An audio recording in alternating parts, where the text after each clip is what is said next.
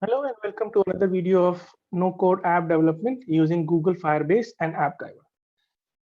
In the last video, we talked about how to authenticate an AppGyver application using Google Firebase authentication, right? So in this video, what we're going to do is we're going to go one level up and create a few users in Firebase. So if you look at it, I'm going to create a users collection and I'm going to have email, user ID, creation date, email, user ID, username, and so on and so forth. Next step, what we're going to do is in the AppGyver, we are going to get the user ID of the user who logs in. So if you remember the login page, it was mostly around the email as well as the password.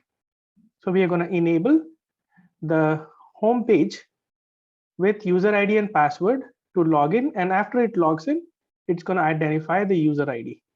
So we'll see how we'll do that. The reason we are doing this, that means logging in with a user 1, user 2, is because we want to create my favorite course.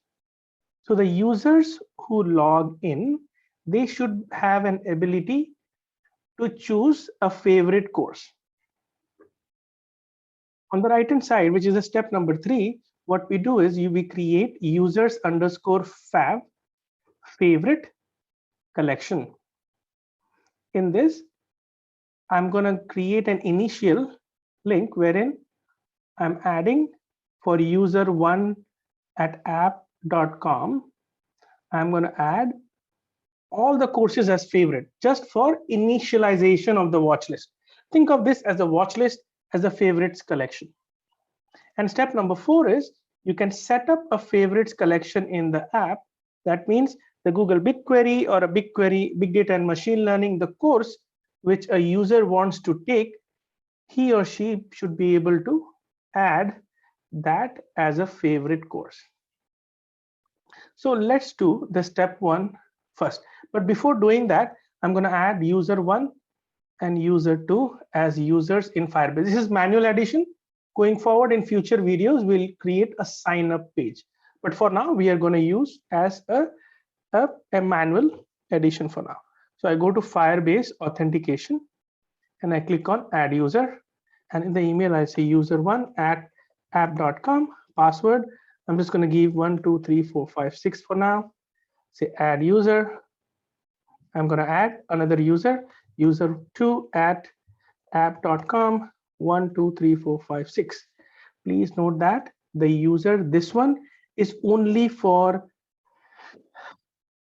authentication with the app. That's it. Please understand, this user is only for the authentication. That's all I'm trying to do here. Next, we are going to create an authentication. So we are going to create we are going to use Python to create the user collection. How are you going to do that?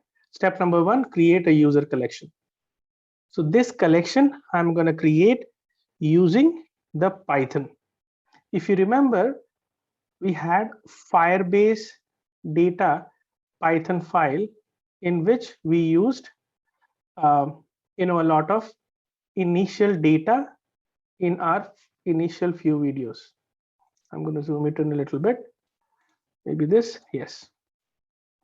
So now I'm going to create a watch list creation, the favorite creation code. So all of these codes you have already seen in the previous video to create master videos as well as to create the master group. We have already done that. I'm going to use the same code and I'm going to run the first code, the second code, and the third code. Probably this is already initialized. Perfect. Already. Correct. Next, I'm going to skip all of this master data because this is already done. I'm going to use watch list creation code. The code is saved as Firebase data video number 13 or Firebase data favorites collection. This is saved as data favorites collection. Go to watchlist creation code. The Google Drive link is mentioned in the video description section below. Okay, so what I'm going to do is I'm going to create a DB reference learn users. And then I have a file sample users in the learning app. So sample underscore users, and I am using 3 sample users.